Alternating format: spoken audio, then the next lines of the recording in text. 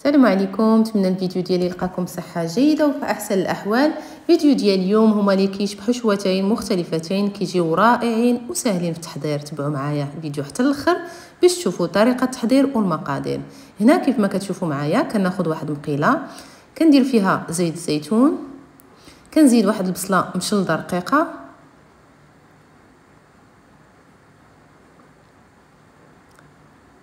كنشحرها في ديك الزويته مزيان. من بعد هنا غادي نزيد معها 2 دروس ديال الثومه،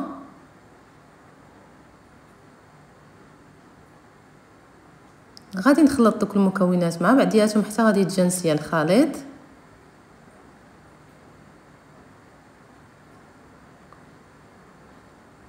هنا غادي نزيد عليهم طريفه ديال الدجاج،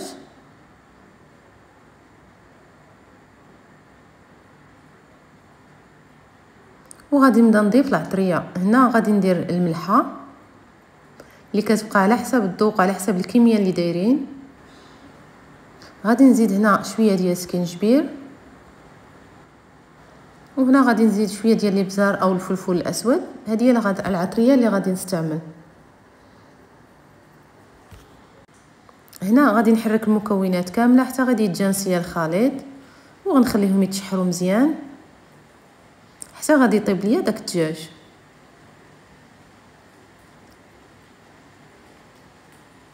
من بعد هنا ما تقريبا طاب كنزيد شويه ديال الشامبينيون. هنا الشامبينيون طري، تقدروا تستعملوه حتى المعلب لا ما كانش متوفر طري.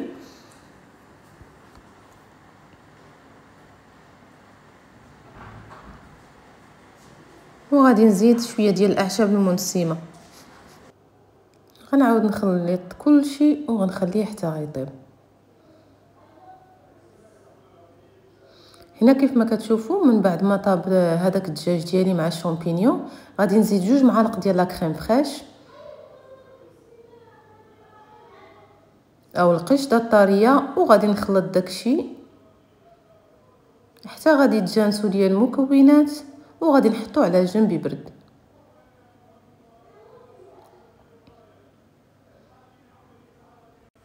بالنسبه للحشوه الثانيه غادي ناخذ ديك المقيله، غادي ندير فيها كذلك زيت الزيتون، غادي ندير معاه بصله صغيره مشلضه،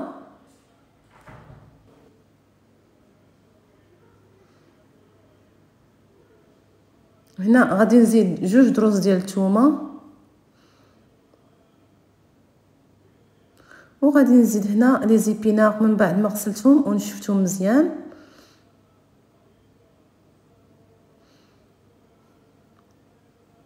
كتبقى الكميه هنا اختياريه.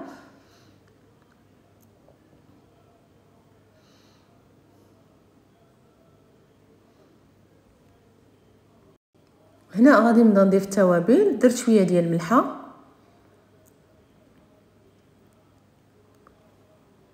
شويه ديال الفلفل الاسود،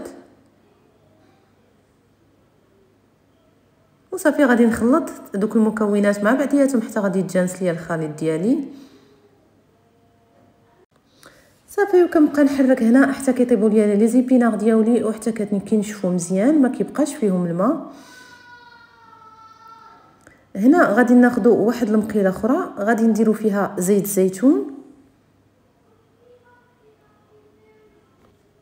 غادي نديروا معاها بصله صغيره، وغادي نزيدوا نص بصله تقريبا، وغادي نزيدوا هنا شويه ديال الكروفات. بالنسبه للعطريه هنا غادي ندير غير الملحه وشويه ديال الفلفل الاسود.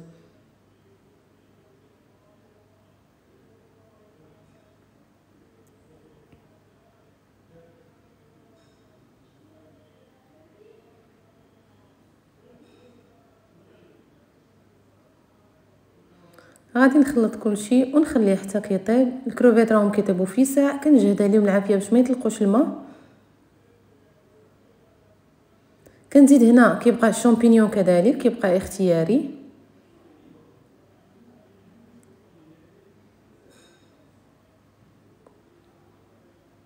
وها هي الحشوه ديالي كيف ما كتشوفوا طابت. هاد لي كروفيت مع الشامبينيون طابوا.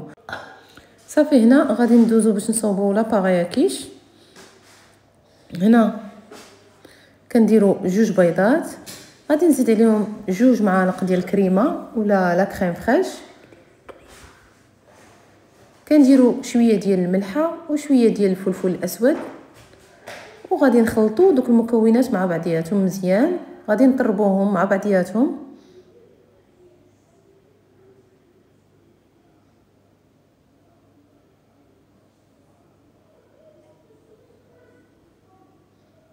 هنا كيبقى تزيدوا حتى الفرomاج الا بغيتو كتزيدوه. صافي هنا كنجيب دوك القوالب ديال لي كيس، سواء كتصوبوهم في الدار ولا كتشريوهم، راهم كيتباعوا في المحلات الكبرى. هنا كنحط هذاك الدجاج اللي صاوبت في الاول.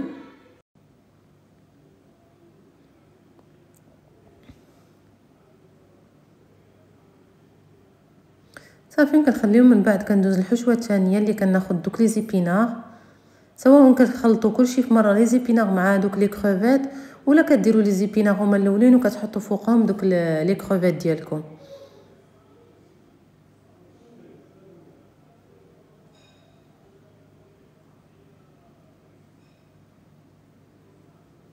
هنا كنضيف دوك لي كروفيت من الفوق، وكنستمر على هذه الطريقه حتى كنساليهم كاملين كيف ما كتشوفوا معايا.